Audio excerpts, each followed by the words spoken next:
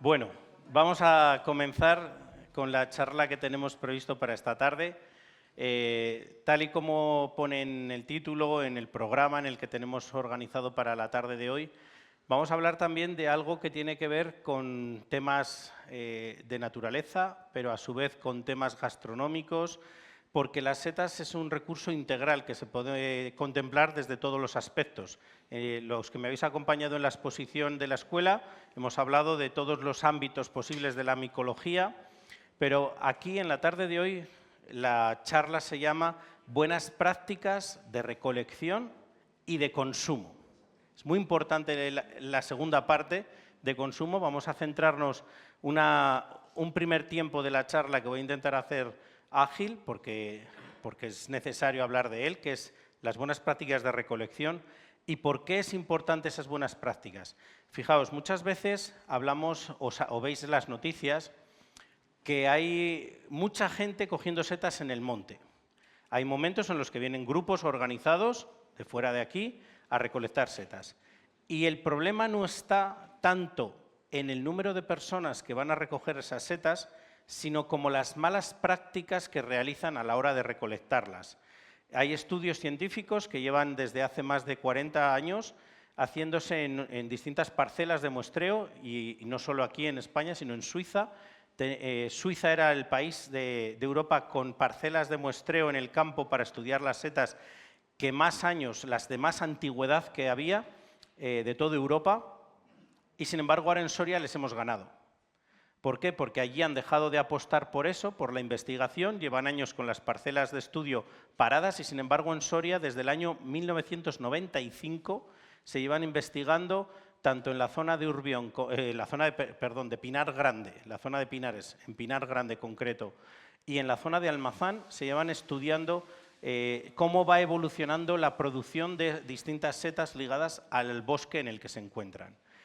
Todos los días, durante la temporada micológica, todas las semanas, se estudian cuántas especies, cuántos kilos de cada especie y cómo va evolucionando a lo largo del año. Y os digo que gracias a eso se saben muchas cosas. Y una de ellas, por ejemplo, es que a veces no importa para la producción la cantidad de setas que se recolectan, sino el efecto que causa la gente pisando el suelo donde salen las setas. Y eso los que vais a Perrechico lo sabéis. Cuando coges no solo el tamaño de Perrechico demasiado pequeño, que lo hablábamos en la escuela, ejemplares inframaduros que no han soltado sus esporas, que no se pueden reproducir de ninguna manera más que soltando esas esporas, y los recogemos antes de que las suelten. O cuando pisoteamos excesivamente la zona donde salen los perrechicos, se compacta el suelo y no pueden crecer allí, porque el suelo está demasiado duro. Entonces, eso se estudia también. Y vamos a hablar de todas esas cosas. Es importante que podamos conocer cuáles son esas buenas prácticas, cuáles son las malas, y que eso nos ayude a hacer una recolección mucho más responsable. Porque el fin de todo esto es concienciaros de que si eso no lo hacemos, ella va a dejar de coger setas en su tierra. Va a dejar de coger setas porque van a desaparecer. Ya no os estoy hablando de cosas del cambio climático, de cosas que están fuera de nuestra mano directa.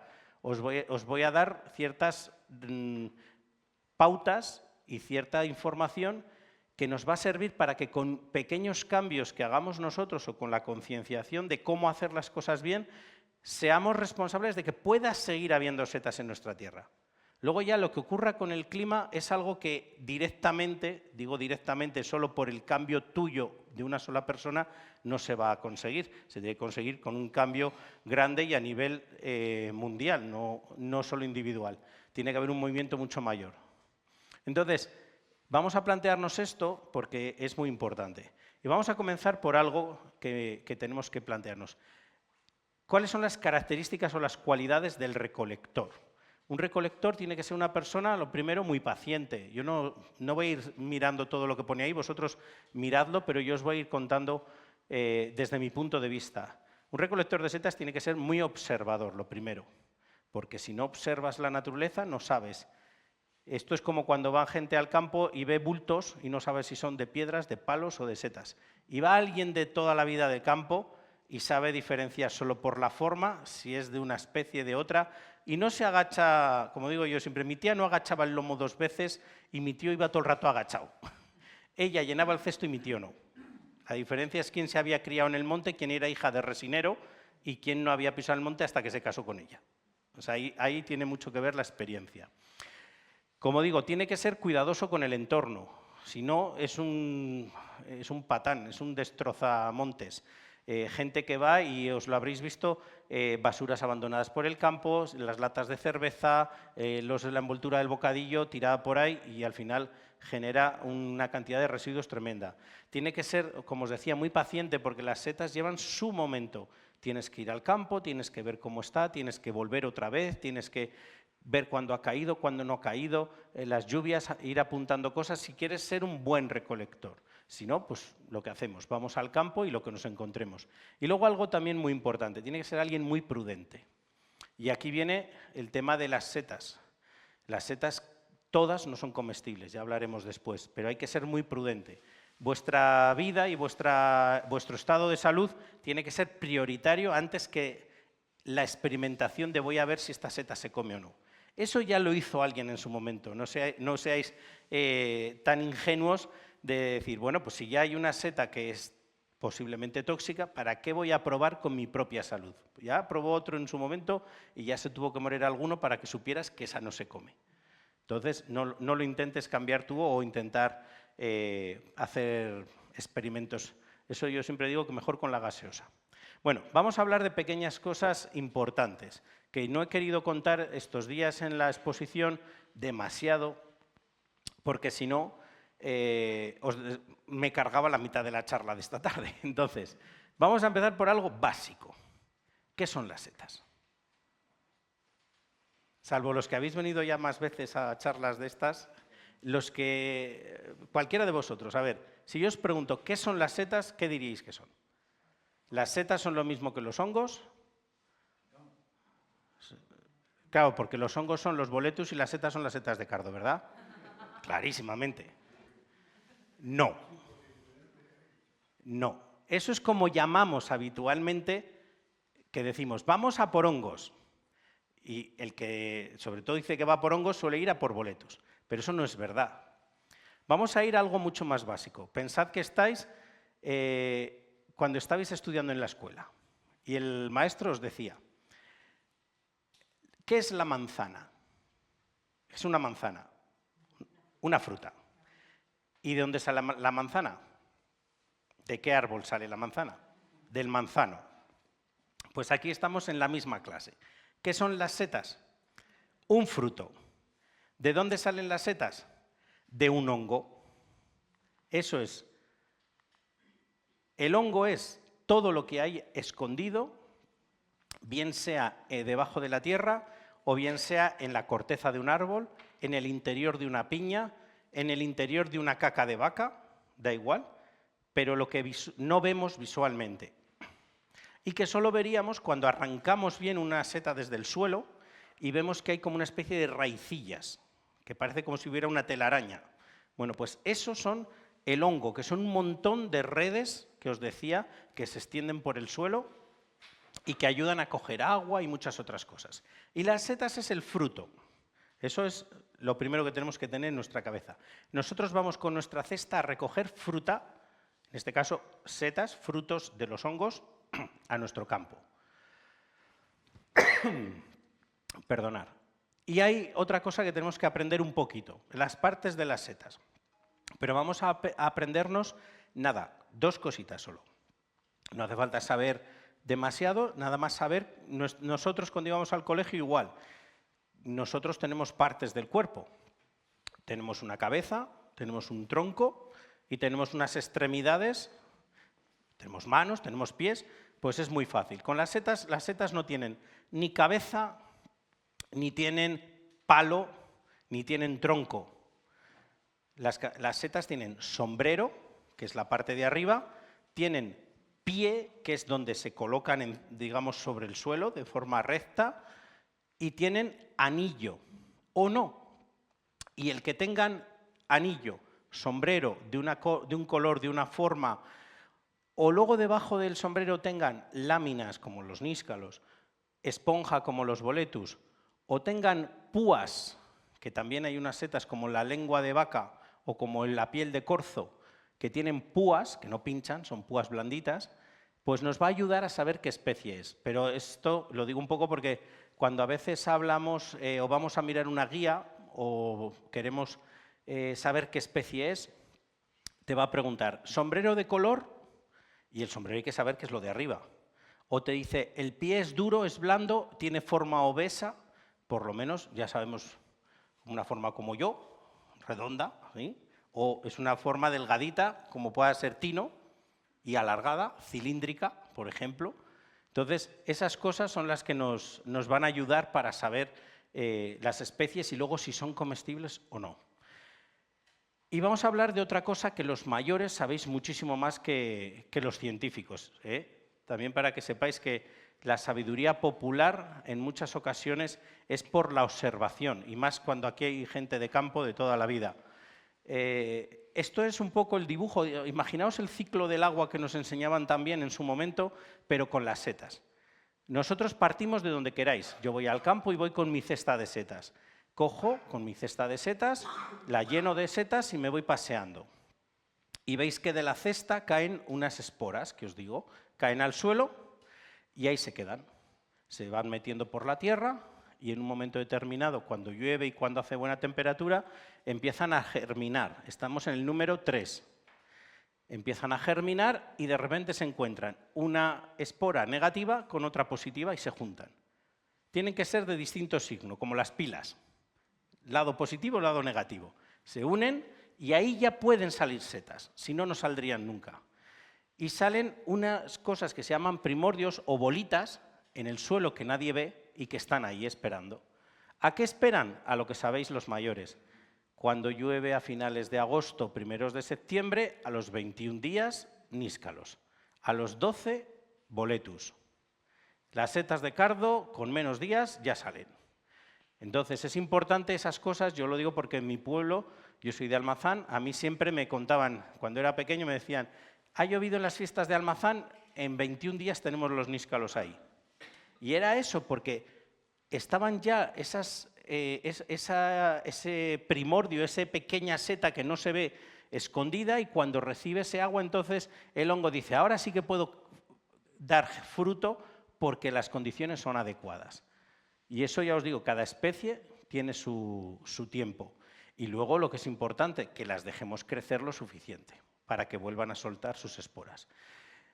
Aquí vemos, pues eso, que las setas van creciendo. Es importante que sepáis que todas las setas evolucionan y lo habéis visto en la exposición, cómo van creciendo. Por favor, no cojáis boletus pequeñitos porque es que pueden llegar a coger un peso tremendo. Y fijaos, una cosa muy mala que ha pasado en nuestra historia ha sido la pandemia, pero a nivel micológico, y me perdonéis que diga en una tragedia como fue lo de la pandemia esto, pero que lo penséis desde el punto de vista naturaleza, igual que muchos descubristeis que en las ciudades corrían los corzos y corrían los jabalíes por la ciudad, porque como no podíamos movernos, ni les perturbábamos ni nada, habían reconquistado la ciudad, los animales, pues en este caso las setas llegaron a poder verse en su máximo esplendor. Nadie había podido coger así de manera generalizada o ver perrechicos de un tamaño de 20 centímetros. Y llegan a 20 centímetros. ¿Por qué? Porque como nadie los podía coger, salían y salían y salían, igual que corros gigantescos de colmenillas. Hablo de aquí, de la provincia de Soria, ¿eh? No hablo de Marte ni de Júpiter, hablo de aquí. Como nadie podía cogerlas, salían a tamaños, se dejaban crecer hasta el tamaño máximo. Y eso nos tiene que dejar pensar que realmente si respetáramos esos tamaños o respetáramos esas setas, al final llenaríamos la cesta mucho más fácilmente. Pero bueno, ahí está luego pues esa pequeña cosa que tenemos ahí, ese resquicio de avaricia y demás, de si yo dejo esta seta me la va a quitar el que venga después. Yo siempre digo, bajo tu conciencia deja claro que sea el capullo el que viene después y no seas tú. O sea, a ese tiene que quedar claro, que el jeta, el sinvergüenza o el que hace las cosas mal, que sea otro. No porque el otro lo va a hacer mal, yo lo voy a hacer también mal. Entonces, esas cosas tenemos que tenerlo claro. Luego, otra de las cosas es que a la hora de buscar setas, por ejemplo, si nosotros sabemos, por ejemplo, si os digo la senderilla, todo el mundo conoce la senderilla, más o menos. Senderilla, seta de carrerilla, depende de qué zona venís, se llama de una manera o de otra.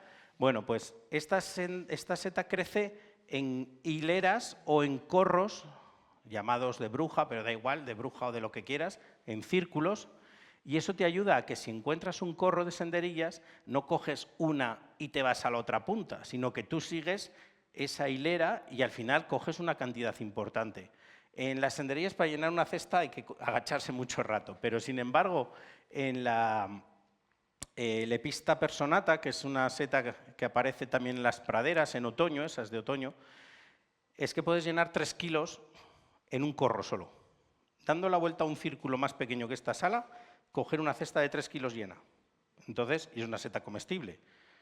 Por lo tanto, merece la pena saber que a veces en ese entorno vas a encontrar. Y otras crecen asociadas a los tocones de los árboles y crecen apretadas. Y eso nos va a ayudar también a saber qué especie es, si crecen sobre un tocón determinado o sobre otro. También os contaba el tema de, si me quitas el dibujo, por favor. Ahí, es que hay una parte importante justo ahí en ese lado. La relación que tienen los hongos con el bosque. Y os decía, especies muy peligrosas para la salud humana, como son las amanitas faloides, que son mortales, tienen una importancia tremenda en la salud de nuestros bosques.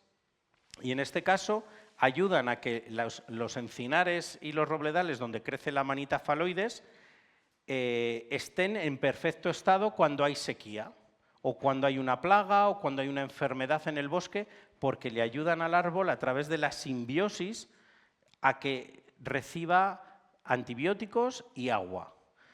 Siempre hay una relación de amistad en este caso, entre, por ejemplo, el níscalo y el pino, entre el boletus y el pino, o el boletus y el roble, o el boletus y el abedul, el hayedo. Entre esos árboles y esos bosques siempre hay una relación de amistad. Sin embargo, hay otras, por ejemplo, como los champiñones, que se dedican a comerse toda la materia orgánica que hay en el suelo.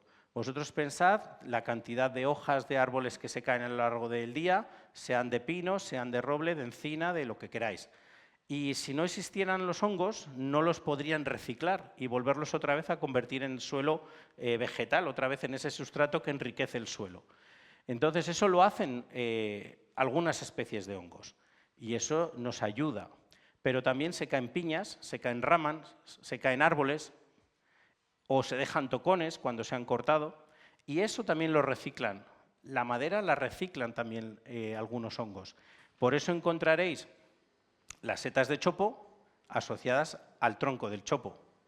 Encontraréis, por ejemplo, unas setas que se llaman Sparasis crispa, que es la seta coliflor, que luego veremos un dibujo, es un dibujo, no una foto, pero veréis la seta coliflor también asociado al tocón o al tronco en la parte baja de encinas, por ejemplo. Y eso son buenas porque esas son comestibles, además. No todo lo que sale ahí en la madera es comestible, pero de la que acabo de decir, de la seta coliflor, sí. Y ya nos ayuda a identificarlas. Y luego hay otras que en la naturaleza funcionan así. La naturaleza no tiene sentimientos como aquel. O sea, no tiene esa sensibilidad como nosotros. A la naturaleza le importa un pito, que seas un ser vivo de tal tipo o de tal otro. La naturaleza es supremacista, es decir, lo que busca es al mejor espécimen de cada especie.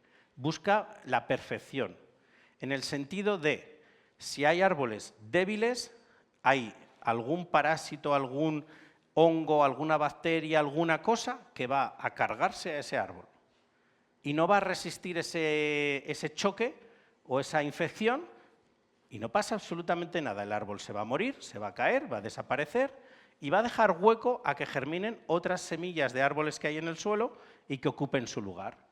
Y así vamos avanzando en la naturaleza.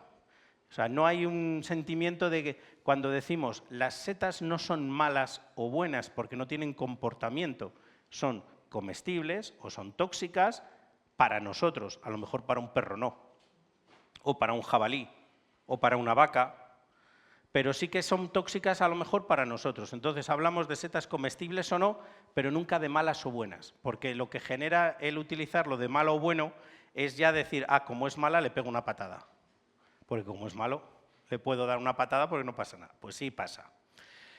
Entonces eso es importante, saber toda esta relación que hay en la naturaleza y que haya hongos parásitos, también los hay parásitos no solo de los árboles, sino también de los animales. Por ejemplo, os he comentado algunos, una especie que se llama Cordyceps militaris, es un hongo parásito de larvas de insectos o de avispas, por ejemplo. Y tú ves una oruga que está parasitada por ese hongo y es alucinante porque de repente, cuando ya el hongo está en su máximo esplendor y ya ha parasitado por dentro a la oruga, aparecen como si fueran 3 dedos y atraviesan el exterior del animal y se muere, claro, el animal se muere, pero el hongo ya se ha desarrollado y ha soltado sus esporas y ha conseguido lo que quería, crecer y multiplicarse. Hay otro que es alucinante, hay un hongo que convierte a las hormigas en zombies. Es alucinante y además tú lo habrás leído también porque me dices, es alucinante y lo podéis buscar en internet, hormigas zombies. Y hay un hongo que parasita, entra de alguna manera en el cerebro de la hormiga y es capaz de guiar a la hormiga a un sitio muy concreto, debajo, en una planta muy concreta, en la parte del embés, en vez del haz, en el embés, para que esté a la sombra en unas condiciones de humedad determinadas para que allí se quede la hormiga y allí salga la seta del interior de la hormiga y suelte sus esporas en el sitio idóneo para reproducirse.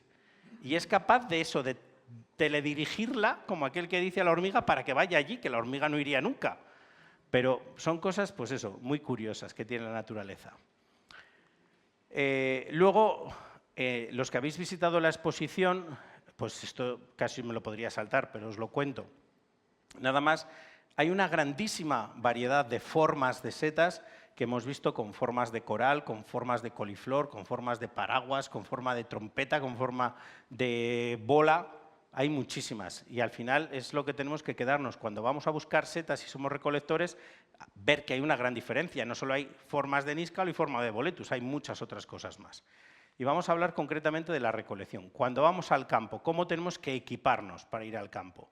Pues lo que está claro es que no podemos ir en noviembre lloviendo a jarros con manoletinas, que lo he visto. Enero, pleno enero en Soria, 15 bajo cero, 9 de la mañana, ir a buscar trufas y venir un grupo de excursionistas a ir a por trufas con manoletinas, a un encinar. Esto es para flipar. Pues esto visto en directo ahí y dices, tú no sé si venías a otra cosa, igual querías ir a ver cuadros al Prado, pero para ir al monte no estás. Por supuesto, ropa adecuada, eso creo que no hace falta, pues para gente inteligente decir obviedades no tiene sentido. Entonces, sí que ir protegidos para la época que es, pero muy importante, nuestra cesta, nuestra mochila o nuestra bolsa con el móvil, porque al final a veces nos podemos perder y es mejor llevar un utensilio como el teléfono para localizarnos. Y ya el que quiera llevar alguna guía de setas o lo que sea, bien. Y si tú vas a Hechos Consumados, que voy a las setas que conozco de toda la vida, pues no hace falta que te las lleves. Pero sí otra cosa, el permiso de recolección. Permiso de recolección es un elemento de identificación del recolector. En Castilla y León, para ir a buscar setas es necesario llevar un permiso.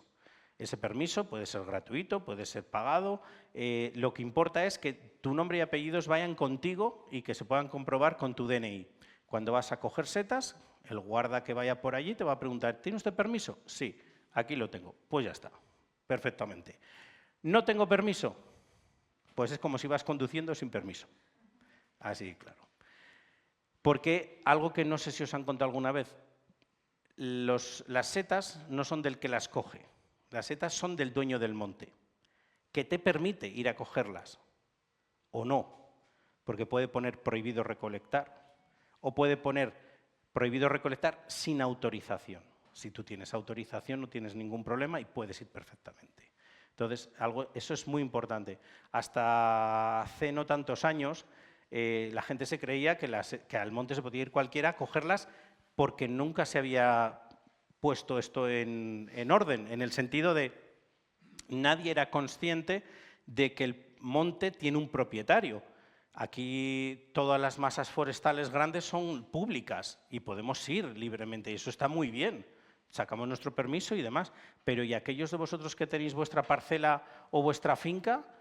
No creo que a nadie le haga gracia que yo me baje a su huerto y me lleve la mitad del huerto porque he pasado por ahí y he dicho ¡guau! Menudas acelgas tiene que le han salido tan majas. Pues me voy a llevar para la nevera de mi casa. No, tiene un propietario y hay que respetar la propiedad. El tema de la cesta. Esto, hay dos ideas. La importancia de ir al bosque o al monte con las cestas. Nosotros tenemos ahí cestas artesanas de mimbre para el que quiera, pero no para que cojáis porque sí, sino para que las uséis con cabeza. La idea romántica que se ha trasladado es que la cesta se tiene que hacer porque somos cuales caperucitas rojas por el bosque, diseminando esporas, saltando por ahí por el campo como cabritillas. No, esa es la idea romántica de que la cesta dispersa las esporas y no sé qué, y ayuda a la reproducción de setas. Muy bien, sí, eso es verdad, pero no es lo fundamental. Las esporas son microscópicas. Incluso si cogieras las setas con mi polo, que tiene una trama la tela, las esporas serían capaces de salir de sobra por ahí, por la trama de la tela. O sea que realmente no sirve decir que tienen que ser solo cestas. Pensad en una malla de naranjas. Más agujeros que tiene una malla de naranja no tiene nada. ¿Y es el utensilio perfecto para ir a por setas porque tiene muchos agujeros y todas las esporas salen? No. Lo especial de la cesta es que es un recipiente rígido que protege el producto que llevamos y que permite la aireación de las setas. Es decir, si yo me voy con un cubo de plástico, ¿qué pasa? No salen las esporas por abajo. Yo puedo decir, las esporas flotan en el aire, salen por arriba. En cuanto le pegue 2 meneos al cubo, están todas las esporas saliendo por arriba. Pero el problema está en que, al ser de plástico, puede fermentar las setas dentro, se estropean. En una bolsa de plástico cerrada es lo mismo. Y además una bolsa de plástico, como es blanda, en cuanto apoye 3 veces en el suelo ya se machacan. Ya no te digo si vas andando, te has despistado y le has dado con un matojo con el tronco de un pino a la bolsa, pues llevas puré a casa. Entonces, para llevar las setas en el mejor estado posible, mejor en una cesta o en una barquilla o en cualquier cosa que permita que estén bien colocadas y que estén aireadas. Eso es importante para que aguanten. Y esto parece una tontería, lo que pongo ahora, que son los útiles para ir a buscar setas. Los útiles, ¿por qué pongo esto? Porque es lo que dicen la normativa, pero además porque es lógico. Puede usar una navaja setera, puede usar un cuchillo de máximo 11 centímetros de hoja, y además esto es curioso, 11, ¿por qué 11? Porque se han recogido en el monte gente que va con el cuchillo jamonero. O sea, de verdad, o sea, no me lo invento, os podíamos enseñar fotos, y porque no está César, el agente medioambiental, si no os diría él, las verdaderas burradas, cuando nos encontramos con grupos organizados sobre todo, van con el cuchillo de despiezar un animal. O sea, estamos hablando de hojas de 25 centímetros, de 40 centímetros, para ir a recoger setas. Digo, pero bueno, o sea, que no vas a matar un carnero. O sea, pues nada, pues hay gente que va con utensilios que no son nada prácticos y que pueden generar un problema, y que pueden ser un arma que se utilice incluso para la amenaza. Por lo tanto, se establecen unas normas. Y yo os recomiendo, si vais algún día por senderillas o clavillos, que les llaman, nunca vayáis con una navaja, siempre con una tijera, porque vais a coger y vais a cortar enseguida, mucho más fácil. El pie de la senderilla no se come, hay que dejarlo en el campo. ¿Para qué te lo vas a llevar como basura para casa? Con unas tijeras como mejor. Otra de las cosas, otra de las preguntas típicas que soléis hacernos es, ¿las setas se cortan o se arrancan? Y aquí vamos a decirlo claramente. Lo de se cortan o se arrancan depende qué seta. Y veis ahí un dibujo, que sabéis todos que eso es un níscalo, y si yo pongo esta, sabéis que es un boletus. Bueno, lo que sí que está claro es que en los níscalos da igual cortarlos que arrancarlos. Generalmente, la forma normal es cortar las setas en todas las especies, salvo en los boletus. En los boletus no se pueden cortar porque el boletus, su pie, que es lo comestible, también con el sombrero, pero el pie es una parte muy interesante, crece debajo de la tierra un trozo. Si yo paso la navaja a ras de suelo, me estoy dejando, pues probablemente, igual 80 o 100 gramos de boletus bajo tierra, comestible. Entonces hay que coger el boletus, empezar a moverlo así un poco con la mano y tirar, y se arranca sin hacer daño al hongo que está abajo. Con el níscalo daría igual cortar que arrancar, tampoco se le hace daño al hongo que está en el suelo, siempre que se haga con cuidado. Pero el daño verdadero es cuando no hacemos lo que hay aquí abajo. ¿Qué veis que está haciendo abajo? Dando golpecitos así en el suelo y haciendo así. ¿Qué creéis? Cuando buscáis setas y limpiáis el suelo, ¿qué hay que hacer después? Tapar el agujero que hemos hecho. Si hemos eliminado la hojarasca donde había alguna seta, lo que hace falta es volver a colocar donde estaban esas setas que hemos recolectado, tapar para que no se evapore el agua, no se seque ese trozo de tierra y sigan saliendo. Muchas veces nos olvidamos de eso. Cortamos el níscalo, yo me voy a por otro y ahí se queda el agujero. No, si tapamos vamos a conseguir que sigan saliendo durante esos días. Si no, vamos a impedir que salgan. Se secarán y al año que viene volverán a salir, pero ya este año ya no. Y vamos a ver qué es lo que hacen algunos que no deberíamos hacer nosotros. Esto no es una broma. La gente va con rastrillos al campo. Y no precisamente los que hablan raro que vienen del otro lado del Báltico y cosas así, que algunos se creen, sino los de aquí. O sea, yo he estado en pueblos donde gente de los pueblos, os hablo de hace 20 años que yo empecé a trabajar en esto, me encontraba gente de los pueblos que iba con rastrillos y con hoces y azadas a buscar setas. ¿Por qué? Porque claro, nos ha fastidiado. Agachar el lomo cuesta.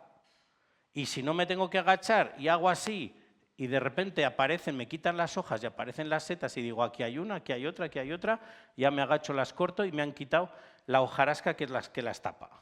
No me tengo que agachar y eso está prohibido, por lo que os decía, porque luego nunca lo vas a tapar y porque dañas el suelo muchísimo. Entonces, si no, no saldrían más. Entonces, esto lo hemos visto, ir con hoces, rastrillos, azadas y demás. Y ahora esto se persigue bastante porque os digo que si no, no vamos a poder seguir viendo las setas en nuestros pueblos. Recolectar setas por la noche está prohibido, porque si ya la gente se pierde de día buscando setas, imaginaros si ya salieran de noche, donde te confundes. Yo en esta zona no estoy tan habituado a ir a por setas, pero en mi pueblo, que es todo repoblaciones de pino resinero, tú te agachas, entras, has dejado el coche por aquí, te agachas, empiezas así, das 3 vueltas, te vas para acá y dices, joder, pues, ¿y ahora dónde estoy? Si ya es lo mismo. Es todo igual, todo líneas de pinos todas sembradas y que han crecido en hilera. Aquí por lo menos aún tienes desnivel, pero en la zona mía es todo llano, o sea que te da igual para dónde voy, hacia allá, a veces te vuelves loco. Entonces es peligroso salir por la noche a buscar setas porque te puedes perder y puedes tropezar con cualquier cosa y no está la sanidad española para ir a atender a los incautos que quieren ir a coger las setas a esas horas. Aún así, en la normativa dice no se puede recoger hasta que ha amanecido. Le preguntamos al mudo a qué hora van a pedirle los permisos de las setas, 6:30 de la mañana en pleno noviembre, ¿es de día o es de noche todavía? Bueno, pues alguno quiere estar ya en la puerta del pinar para ser el primero. No creo que le quiten muchos kilos, aunque fuera el tercero que llega al lugar, pero bueno, a veces somos un poco ansias. Otra cosa que es importante y que muchas veces no tenemos en cuenta, ¿dónde recolectar las setas? Siempre se ha hablado, y esto es de hace muchísimos años, se ha hablado de es que no podemos coger las setas en las carreteras, porque fíjate, echan sal y otras cosas, y el humo del tubo escape y las ruedas, y no sé qué, que luego se va a las cunetas y está contaminado. Y las setas absorben, las setas son una esponja que cogen todo lo que hay en el suelo, para bien y para mal. Os decía que una seta madura en su sabor porque le dejamos tiempo para que absorba todos los minerales y demás del suelo. Pero si hay metales pesados, también los absorbe del suelo. Y eso es contaminación y eso es peligroso para nosotros. Y es importante otra cosa. En este caso, vamos a preguntarle a Alex, que está ahí atrás, y como profesional del campo, que yo le he visto, más o menos cuando echáis nitrato o herbicidas, por ejemplo, cuando estáis echando, sin exagerar mucho ni quedarme corto, pero puede ser que de la linde de la finca hacia afuera se salga algo porque se lo lleve un poco el viento. Lógicamente, hay una parte que se puede volar hacia el exterior. Entonces, la gente muchas veces no es consciente que eso durante un tiempo queda ahí porque tiene que hacer su efecto. Tú imagínate que ha echado cualquiera, me da igual nitrato que herbicida, que lo que sea, en una finca y vosotros vais buscando las senderillas o cualquier otra seta que crezca en la linde. Eso es peligroso para vosotros porque ahí está absorbiendo lo que hay en el suelo. Si en el suelo ha habido nitrato, pues absorbe el nitrato, igual que lo absorbe el cereal para el que se le ha echado. Si se ha echado herbicida para que quite algunas plagas de herbáceas que no tienen que crecer y que no compitan con el cereal, pues lo mismo. Va a estar ahí, las setas los van a absorber. Entonces, por eso siempre recomendamos que nadie coja las setas en las lindes de las fincas agrícolas. El trabajo ellos lo tienen que hacer igualmente si quieren tener producción. Eso es así, eso es necesario. Pero lo que no tenemos que hacer nosotros es caer en esa tontería de ir a buscarlas justo pegado a las fincas. Tenemos un montón de espacios más donde coger setas, más que nada por cuidar nuestra salud en ese sentido. Ya no os digo el tema de al lado de las carreteras, al lado de las fábricas o al lado de sitios donde haya una contaminación visual clara. Entonces, es importante que sepamos que nuestros pueblos están llenos de actividad agrícola y gracias a eso viven nuestros pueblos también. Entonces, lo que tenemos que saber es que al lado de las fincas dejemos que crezca lo que crezca tranquilamente, pero no lo cojamos para asegurarnos. Luego otra cosa, la ganadería. O sea, yo conozco un montón de sitios donde hay porteras, donde tienen ovejas o donde tienen vacas, donde salen setas y la gente hace lo que le da la gana. Entra, si la portera está cerrada, pues yo ¿para qué la voy a cerrar? Pues yo abro, me meto, dejo abierto y luego tienen que salir los pobres ganaderos a buscar al lado de la carretera las ovejas o las cabras o las vacas que se les han escapado. Y eso es un problema, porque genera un accidente o por cualquier percance que pueda haber o porque se pierde un animal. Entonces, si la portera está abierta, la dejas abierta. Si está cerrada, la dejas cerrada. Porque a lo mejor el ganadero la ha dejado abierta para que salgan, se pasten en otro lado y luego vuelvan después a su sitio. Entonces, que respetemos un poco esos aprovechamientos que hay. Otra de las cosas, nuestros pueblos tienen aprovechamiento cinegético. Hay caza en nuestros montes. Y genera ahora mismo, creamos lo que creamos, nos guste o no, genera mucho más dinero la caza que las setas. Igual que genera más la madera que las setas. Y el aprovechamiento cinegético es uno de los que ayudan a que los ayuntamientos del medio rural tengan también una parte de dinero. Los ingresos a través de los cotos o a través del aprovechamiento cinegético o de la Reserva Regional de Caza también es interesante. Y tienen que ser compatibles todos los aprovechamientos. Si se está cortando en un monte, se puede coger setas en otro lado del monte. Porque no se corta a matarrasa todo el monte entero, se cortan trozos que se van cambiando sucesivamente y de una manera ordenada. Entonces, si aquí están cortando madera para que no me caiga un tronco encima o me pille una procesadora, cojo setas en este otro lado. ¿Que tú en 30 años no vas a ver setas en ese trozo que han cortado? Bien, ya las cogerán tus nietos. Y si no, los nietos de tu primo. Porque en algún momento, para que tú cojas setas hoy, tuvieron que plantar árboles en la zona de San Pedro Manrique o en la zona de Santa Cruz de Llanguas. Y tuvieron que plantarlos y tuvieron que cortarlos para que no se pudran y se caigan solos y que las setas sigan saliendo porque hay árboles de distintas edades, que eso es muy importante. Y si hay aprovechamiento aquí, que tenéis el albergue, que tenéis una iniciativa de bicis tremendas con rutas por el campo y demás, y todas las rutas que están marcadas con la mancomunidad, seguro, de rutas de senderismo, todo eso hay que aprovecharlo. Son, al final, motivos que generamos a gente de fuera para venir y que se alojen, coman y conozcan nuestros pueblos. Y eso, al final, son aprovechamientos compatibles con el bosque, con la naturaleza, con la recogida de setas y demás. Lo que hace falta es tener buena voluntad para ponernos todos de acuerdo. Yo conozco un pueblo que se llama Río Seco de Soria, que yo siempre lo pongo de ejemplo, me vais a perdonar que utilice ese. Pero es que tienen un monte en el que se caza. Tienen rutas de senderismo y la gente las hace. Cortan madera y además hay aprovechamiento de setas. Y nunca jamás ha habido ningún problema. Lo único que saben es que cuando hay montería no se juega el golf. Cuando se juega el golf porque hay un torneo no se caza. Cuando se corta madera en una zona se hacen los aprovechamientos en otra. Y lo van rotando y se van moviendo y, jolín, es impresionante lo bien que lo tienen organizado en ese sentido y todo el mundo lo vive bien. Tema de la compraventa de setas. Es importante también saber que no podemos abastecernos de setas en cualquier sitio ni de cualquier persona, porque no todo el mundo tiene conocimiento y porque hoy en día la seguridad alimentaria es prioritaria.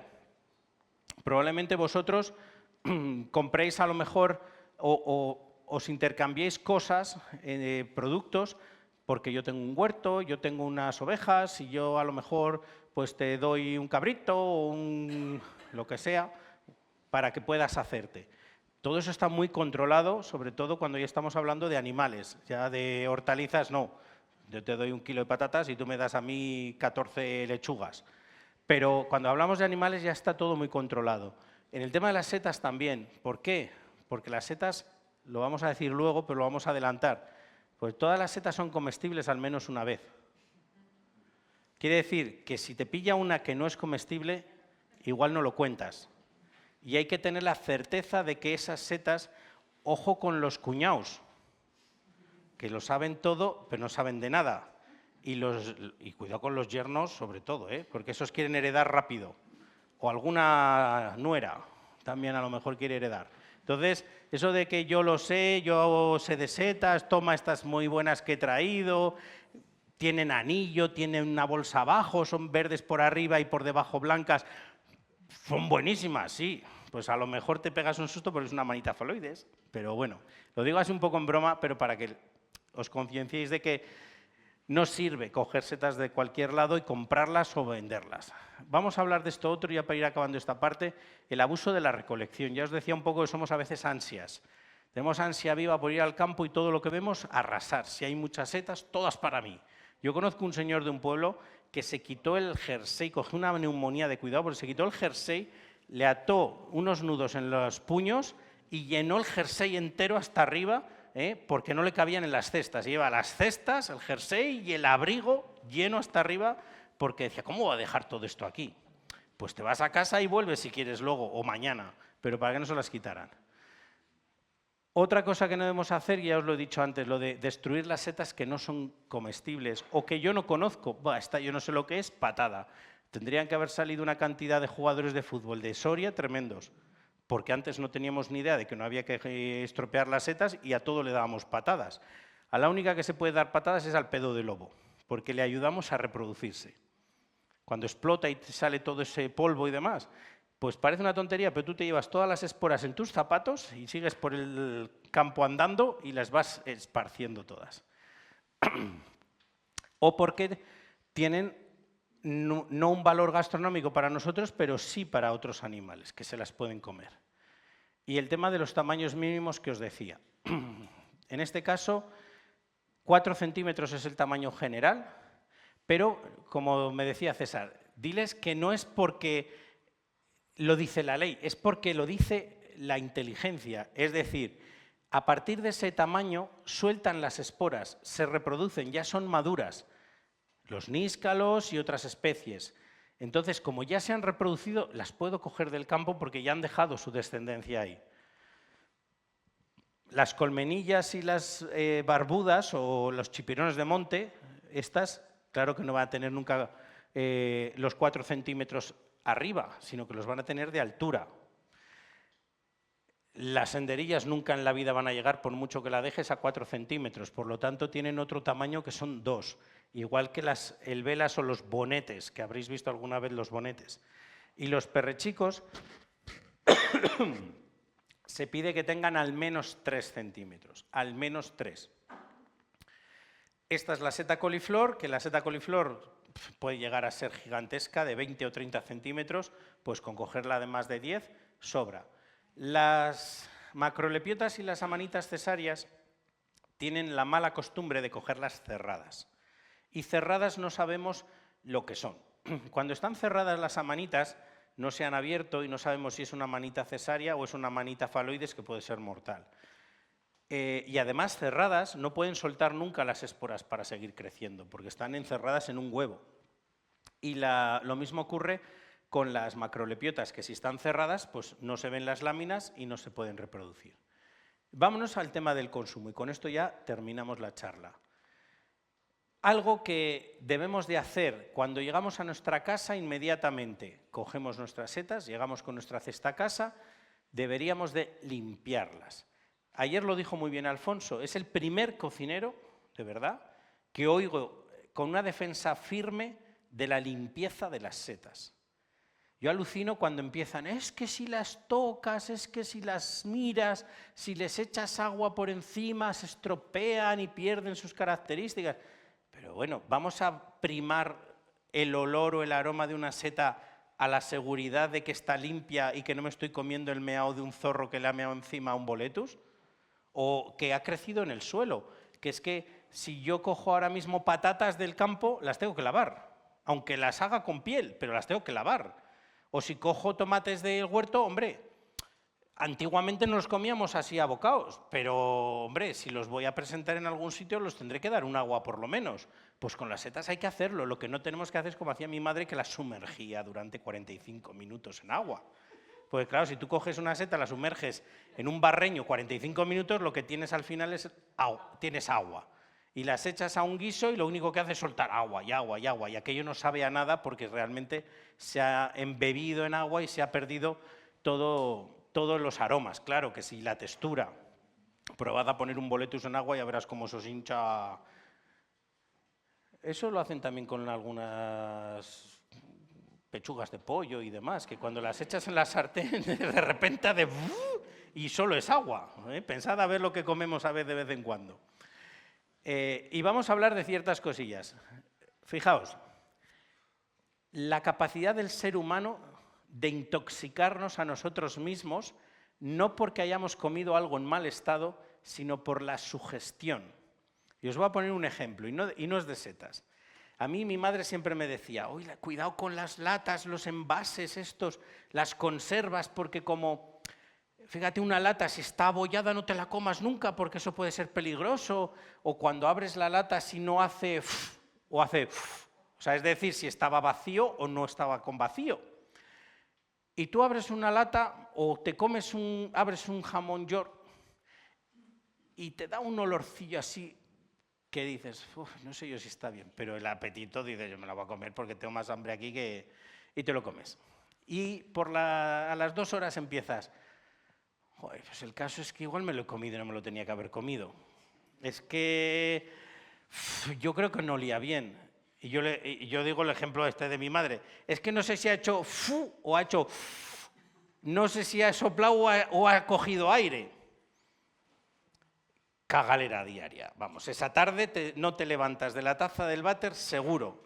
¿Por qué? No porque te hayas comido algo en mal estado, sino porque nuestro organismo es capaz de crear una sugestión de que has comido algo en mal estado y de verdad que provoca una diarrea. Pero esto no solo para una diarrea, es que ha habido casos de personas que han comido con otras, unas setas determinadas. Yo os pongo el caso, una asociación micológica de Galicia fue invitada por una asociación micológica vasca para compartir las setas que habían recolectado, ir al monte, buscarlas, verlas y luego cocinarlas. En este caso fueron los vascos a Galicia, lo he dicho al revés, los vascos fueron a Galicia y allí fueron un montón de especies que veían, claro, esos bosques tan lluviosos además, y cogieron setas. Bueno, los gallegos tenían preparada una comida y los vascos dijeron, joder, hemos cogido un montón de especies, macrolepiotas concretamente, esto hay que prepararlas y hay que compartirlas con nuestros compañeros. Y se pusieron a prepararlas y se quedaron dos de la Asociación Gallega, se quedaron con los vascos en la cocina y decían, pero que esto no se come, que no os lo podéis comer esto, que esto no nos lo deis, que esto no se puede comer. Y los otros, hombre, que llevamos toda la vida comiendo macrolepiotas. Bueno, pues la hicieron, sirvieron a 300 personas esas setas y todo el mundo alucinaba. ¿Pero qué es esto? Es que no sabemos si es pescado, no sabemos si es carne. Claro, no dijeron nada, porque si no, se habían cagado vivos todos. De miedo, digo. Entonces, ¿qué pasó? Pues que todo el mundo, perfecto, les encantó la comida. Los dos gallegos que estaban y que habían visto lo que se había cocinado, que eran setas que nunca habían comido, esa tarde tuvieron que ir al hospital. El estado era de alteración nerviosa y de unos síntomas de intoxicación alimentaria. No os habéis envenenado, porque no sé qué, porque ya os hemos dicho que estas setas nunca se han comido en Galicia. Bueno, al final el médico vio que los síntomas eran similares a una intoxicación, pero eran por su gestión y no por el tóxico, porque lo que tenían era una alteración de pupilas dilatadas, de pupilas dilatadas, y tenían una aceleración del pulso por el estado de nervios. Sin embargo, cuando la intoxicación se da por el consumo de setas, las pupilas se contraen y el ritmo, el ritmo cardíaco es lento, no acelerado. Y lo que descubrieron es que a la media hora se les pasó la tontería y estaban perfectamente bien. O sea, quiero decir, para que entendáis estas cosas hasta dónde podemos llegar. Si tenéis dudas de que una seta sea comestible, no os la comáis nunca. Lo principio, por precaución, y lo segundo, aunque el de al lado se la coma. Si tú crees que no, y ya hemos dicho, cuidado con los cuñados y con los que quieren heredar pronto, pues si tenéis dudas, no os la comáis nunca para evitaros leeros las redes sociales o el periódico durante toda la tarde en el baño. Otra de las cosas que sí que se recomienda cuando probéis setas, si sabéis que son comestibles, pero es la primera vez que las vais a comer, que guardéis algún ejemplar. ¿Por qué? Incluso si tenéis dudas, más todavía, que guardéis algún ejemplar o algún trozo. Porque si alguien se pone malo, se pone enfermo comiendo esas setas, llevando un trozo de esas setas se puede identificar la especie muy rápido en el hospital y pueden saber el tratamiento óptimo para curarte. Hay setas que producen síntomas a la media hora de comerlas, que digamos que te producen tal reacción en el cuerpo que enseguida o te pones malo, vomitas o tienes diarreas. Y esas son las mejores. ¿Por qué digo las mejores? Porque enseguida te cogen. Pero hay otras que tardan 3 días a que tengas síntomas. Y a ver de dónde te sacan a ti las setas que te has comido hace 3 días. ¿Dónde están? En tu sangre, dando vueltas. Y ese es el problema. Amanita phalloides es tan peligrosa porque desde que tú te la comes, el primer día te encuentras revuelto. Pero estás revuelto después de haberte comido una panza de setas o después de haber estado por el campo dando vueltas, puedes decir, es que me ha dado un aire a la tripa, es que he comido mucho, es que no sé qué. Te vas a dormir y al día siguiente te levantas en perfecto estado. Que eso es lo peor que tiene este síntoma. Es que tú te encuentras muy bien y dices, pues eso, que comí mucho ayer. Tú ya no le das importancia, ¿para qué vamos a ir al médico si yo ya me encuentro bien? Y lo que está haciendo es que esa toxina de la Amanita phalloides está entre tu hígado y tus riñones dando vueltas todo el rato, convirtiendo tu hígado en puré, en paté de hígado. Cuando vas al tercer día te encuentras fatal, vas al médico y te dicen, ¿qué pasa? ¿Qué has comido? Setas. ¿Qué setas? Pues no sé, no he guardado ninguna. Vamos a investigar y al final detectan al tercero, al cuarto o al quinto día, porque ya te estás poniendo malísimo del todo, que son amanitas phalloides. Y ahí muy difícil sacarte adelante a partir de ese momento. ¿Vale? Entonces, Si alguien se encuentra mal, lo primero inmediatamente al hospital. He comido setas. ¿Qué setas has comido? Pues mira, tengo estas. O tienen esta pinta. O hemos comido de 5 especies distintas. Lo que sea, pero sobre todo que puedan actuar rápido. Porque a veces solo con una pastilla de carbón activo, te tomas una pastilla de carbón activo, es una cápsula blandita, te la comes y al día siguiente estás en tu casa más fresco que una lechuga. Sin ningún problema, ¿eh? O sea, que hay cosas que se solucionan solo con eso. Y ya terminamos la charla con esto, que son las falsas reglas. Os he hablado de la sabiduría popular, que en muchas cosas es muy buena, pero en esto es nefasto. La sabiduría de nuestros pueblos acertó en millones de cosas, en el tema agrícola en muchas, ¿verdad? Pero en la micología la cagó en todo. Y vamos a hablar de ello. O sea, no dio ni una. Utiliza falsas reglas muchas veces de ciertas creencias, ¿eh? Y vamos a, por ejemplo, esta frase la habéis oído muchas veces, seguro. Las setas, si se las comen los animales, ¿por qué no? Si vemos que unos animales le han pegado un bocado a una seta, ¿por qué no me la voy a comer yo? Y yo digo, ¿y una vaca que es capaz de comerse 40 kilos de alfalfa, por qué no me la puedo comer yo? Si un perro es capaz de beber agua de un charco, ¿por qué no la voy a beber yo? Desde la posguerra no creo que hayáis necesitado nadie beber agua de un charco. Según el Chumari para sobrevivir tendríamos que beber nuestro pis, pero nadie bebe su pis. Entonces no es necesario hacer ese tipo de cosas. Pues lo mismo, si yo veo que tiene, esto es curioso, las setas, hay gente que es capaz de comerse las setas que andan por sí mismas. Andan por sí mismas porque tienen más kilos de carne de gusano que de kilo de seta. Otra guarrada igual, porque si se las comen los gusanos, ¿por qué no se las van a comer los cristianos? Así me lo dijeron un día. Digo yo, pero bueno, por favor, que no es proteína avalada por nadie para decir que se puede comer. O sea, pues cosas de esas no debemos de hacerlas. Estos son cosas falsas que debemos desechar. ¿Por qué? Pues porque a lo mejor el caracol que se comía la seta luego se pasea por encima de nuestra caja pino cuando nosotros estemos dentro de ella. Esto también es muy gracioso. Si la cuchara de plata, que la meto en un guiso de setas, se pone de color negro, es mal, o sea, el color negro es malo. Voy a decir una cosa, dicha en Televisión Aragón, en un programa en prime time, quiere decir en el máxima audiencia, de un cocinero de un restaurante del Pirineo de Huesca.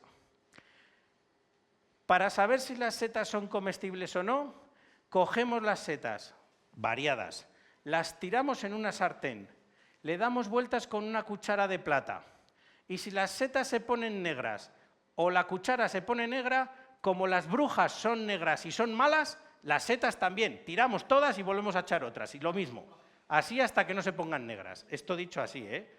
Yo digo que tenemos que creer más en Dios porque es que si no se hubiera muerto todo el mundo, porque si ese día lo vieron. Poner como mínimo 6.000 personas que pudieran ver eso, 80.000 personas, si decimos todo Aragón viendo la tele en el momento, un 1% de 10.000, que le hiciera caso a ese cocinero y que no se muriera nadie. Vamos, yo te digo que hay que ser creyente en algo, me da igual, en el que queráis, pero hay que ser creyente porque algún ángel de la guarda tenemos que tener por ahí. O sea, ¿cómo puede decir alguien que para saber si son buenas o malas solo porque se cambie la cuchara de plata de color? Eso son supersticiones y cosas que no tienen sentido. Lo que sí que tiene sentido es que hay unas setas que cambian de color la plata. Pero igual que una manzana reineta se oxida, una cuchara de plata en contacto con un rebozuelo se oxida y la plata se oxida color negro. ¿Por qué hay que limpiar los objetos de plata? Porque se oxidan al contacto con el oxígeno. Pues cuando tú pones un rebozuelo al lado de una cuchara de plata puede oxidarse, pero el rebozuelo es buenísimo, ¿verdad?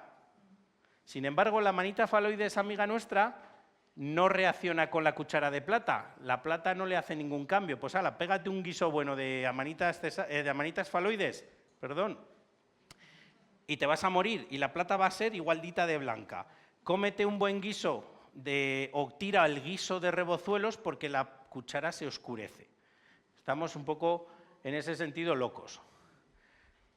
Cuanto más ajo, si el ajo ennegrece, lo mismo. Si los ajos se ponen negros, las tiramos las setas. Mentira, se te habrán quemado. Pero no se va a poner un ajo negro porque eches setas allí, o si son buenas o si son malas. No reacciona así. Lo mismo, vamos a echar sal y vinagre a los guisos de setas, que cuanto más vinagre, como tiene ácido, matamos todo lo que sea malo. Mentira. Al revés, puede pasar esto. ¿Veis ahí? Se ha hecho cachas la seta, y te ha dado una paliza. Porque las setas que son tóxicas, añadiendo vinagre, el ácido del vinagre lo que hace es potenciar más el tóxico de la seta.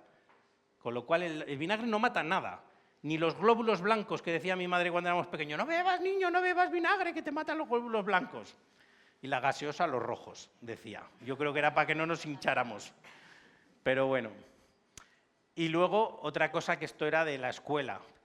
Las flores huelen bien y no se comen. Hoy en día sí se comen. Y en Soria tenemos empresas que generan flores comestibles, con lo cual ya un mito quitado. Pero nos decían, las flores huelen bien, no se comen, los quesos huelen mal y sí se comen. Bueno, pues aquí no sirve ese truco para nada. Las setas, por muy bien que huelan o sepan, no se pueden comer por el hecho de que huelan bien o sepan bien. Y volvemos a otra que hemos hablado mucho rato. Amanita phalloides mortal huele bien y sabe bien.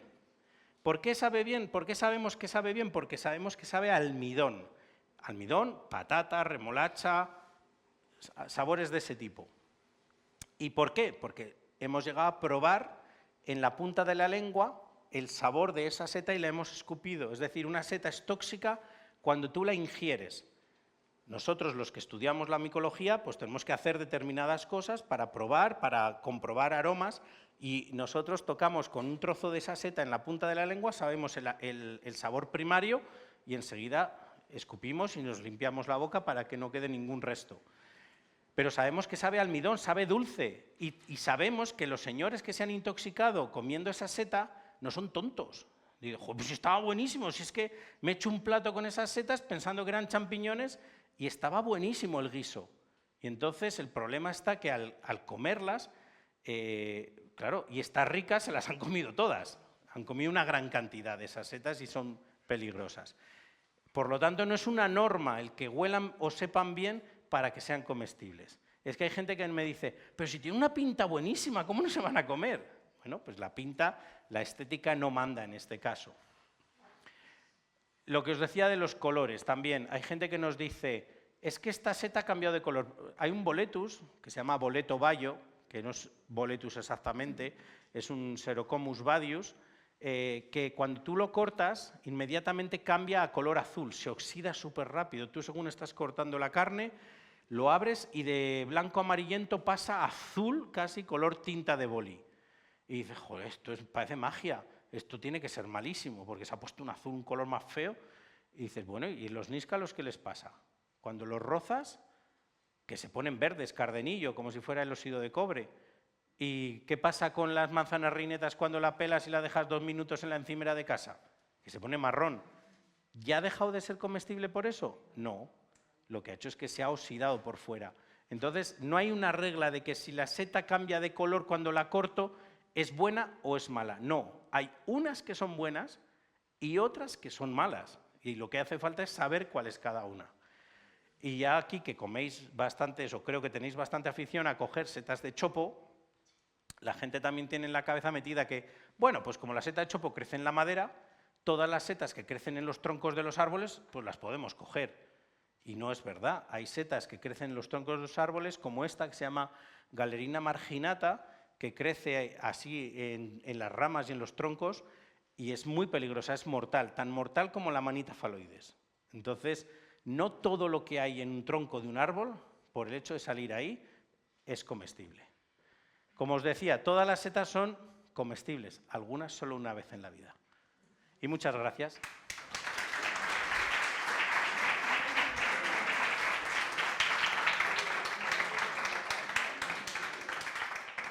Si alguien tiene alguna pregunta, alguna cuestión así, sois libres de preguntar. Si no, no sé qué hora es, que no llevo reloj, ¿me podéis decir horario? 8 menos cuarto. ¿A qué hora tenemos? A las 8 es la recepción de los pinchos. Pues de los que estáis aquí, si tenéis que ir a por pinchos, iros ya. Y si no, abriremos las puertas, colocaremos las mesas aquí y os quedáis ya, pues para, si queréis, y si no, os vais a dar una vuelta y vais viniendo para ver cuándo llegan los pinchos. A las 8:30 empezaremos con el jurado a hacer ya el fallo, ¿de acuerdo? Entonces, esta media hora es para recepcionar las tapas que concursan y a 1:30 el jurado estará aquí delante de vosotros valorándolas y dirá su veredicto sobre las tapas que se han presentado.